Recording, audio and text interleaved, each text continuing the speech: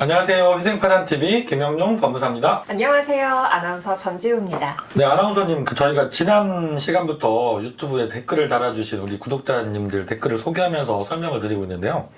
오늘도 두 번째 댓글을 소개하면서 설명을 드려보려고 합니다. 자가를 팔고 전월세로 이사를 가서 청산가치를 줄일 수 있다고 하셨는데 그렇게 되면 법원에서 인정해주지 않거나 나쁘게 봐서 청산가치에 포함시키지는 않나요? 라는 댓글이 있었어요. 저희가 다른 영상에서 다른 주제로 설명을 하다가 제가 잠깐 언급을 했던 부분이었던 것 같아요. 이분이 딱 이 경우에 해당이 되셨나 봐요. 그래서 이 경우에 해당되시는 분들한테는 이게 너무 큰 금액이 왔다 갔다 하는 중요한 상황이라서 댓글까지 남겨주셨는데, 이분 질문 주신 것처럼 법원에서 좋지 않게 생각할 수 있지 않을까? 그 부분을 오늘은 어떻게 법원이 보실지까지 설명을 좀 드려보도록 하겠습니다.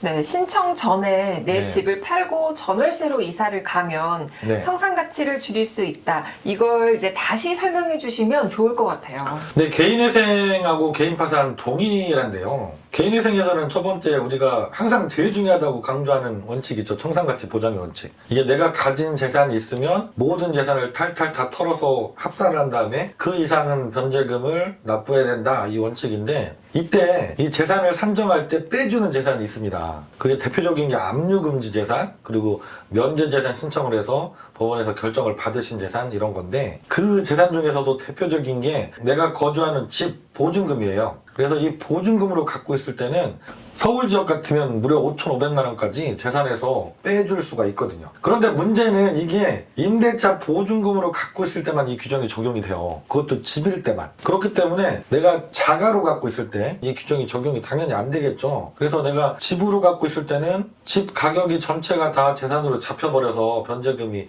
엄청 많아지는데, 이게 임대차 보증금으로 바뀌면 최대 5,500만 원까지 보호를 받아서 재산에서 빠질 수가 있는 거죠. 변제금으로 치면 5,500만 원이라가 차이 나게 되는 거죠. 그리고 개인 파산에서도 똑같습니다. 파산은 내가 갖고 있는 모든 재산을 다 환가해서 채권자한테 나눠주고 면책받는 제도인데, 이때 보증금으로 들어가 있는 돈은 빼준다는 거죠. 그럼 어떤 재산은 이 청산가치에 잡히거나 환가가 되고 또 어떤 재산은 보호를 받는다는 거잖아요. 그렇죠.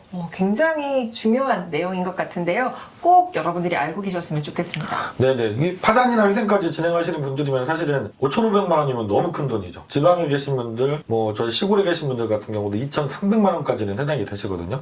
이분들한테도 이게 너무 큰 금액이기 때문에 내가 이렇게 할 수 있다라고 하면 신청 전에 해도 큰 문제가 되지 않습니다. 그럼 혹시 댓글에서 말씀하신 이 경우 말고 다른 재산도 이렇게 하는 경우가 있을까요? 두 번째 또 흔하게 있는 경우가, 개인 사업을 하시다가 이게 어려워지셔서 폐업하고 개인회생이나 개인 파산을 진행하셔야 되는 분들, 사장님들 계시잖아요. 이런 분들 갖고 계신 재산 중에 가계 보증금이 있습니다. 그리고 가계를 잘 처분했다고 하면 권리금도 있을 수 있죠. 근데 아까 제가 말씀드렸듯이 이 규정에 적용을 받는 건 주택 보증금만 해당이 되거든요. 내 가계에 들어가 있는 보증금은 해당이 원래 안 돼요. 압류금지 재산이나 면제재산 신청이 안 됩니다.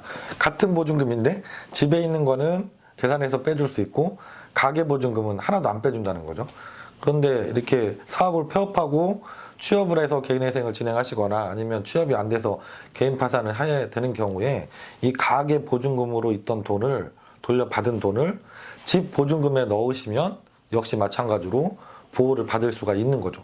그래서 이런 경우에도 제가 상담 오시면 추천을 많이 드려요. 그렇게 사용하시라고. 신청 전에 이렇게 하면 법원에서 좀 나쁘게 보지 않을까 걱정하셔서 이런 댓글을 달아주신 것 같은데, 실제로도 이렇게 나쁜 결정을 받게 되거나 이런 건 없는 거죠? 아주 빈도수가 높지는 않은데 종종 있거든요. 근데 지금까지 제가 18년 동안 사건을 진행하면서 그걸 문제 삼았던 경우는 한 번도 없었습니다. 그러니까 안심하시고 하셔도 돼요. 이게 꼼수가 아니냐, 법원에서 싫어하지 않느냐 걱정하실 수 있는데, 법률에서 보호하고 있는 거기 때문에 우리가 법을 좋게 나한테 이용하는 거죠. 어떤 편법을 쓰거나 불법을 사용하는 게 아니기 때문에 걱정하지 않으셔도 됩니다. 법무사님, 근데 그래도 네. 이렇게까지 보호받는 이 임대차 보증금을 이렇게까지 만들어서는 안 된다, 이런 또 규정도 있을 것 같은데.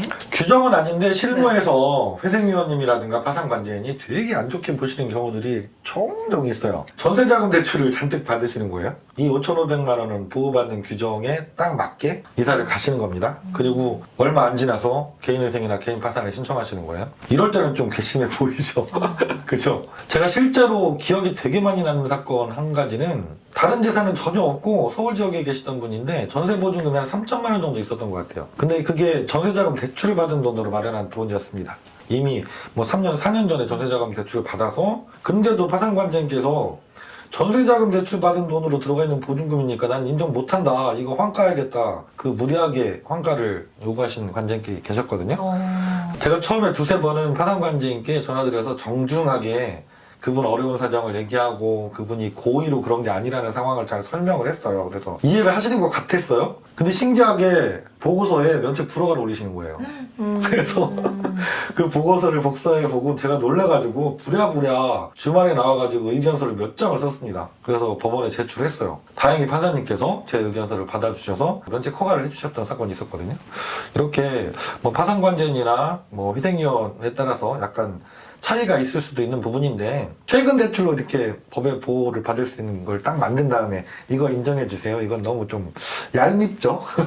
그래서 이런 것까지는 생각을 하지 마셨으면 좋겠어요. 네. 오늘도 그 유튜브에 댓글을 달아주신 한 분의 댓글을 소개하면서 설명을 드렸어요. 같은 금액의 재산이더라도 내 재산으로 있을 때 그 부동산을 처분해서 임대차 보증금으로 들어갔을 때 이게 개인회생이나 개인 파산에서 청산가치를 산정하고 환가 대상 재산을 판단할 때 너무 큰 차이가 날 수 있다. 그래서 가능하신 분들은 이 방법을 이용하셔도 좋다, 괜찮다 이런 말씀을 드렸습니다.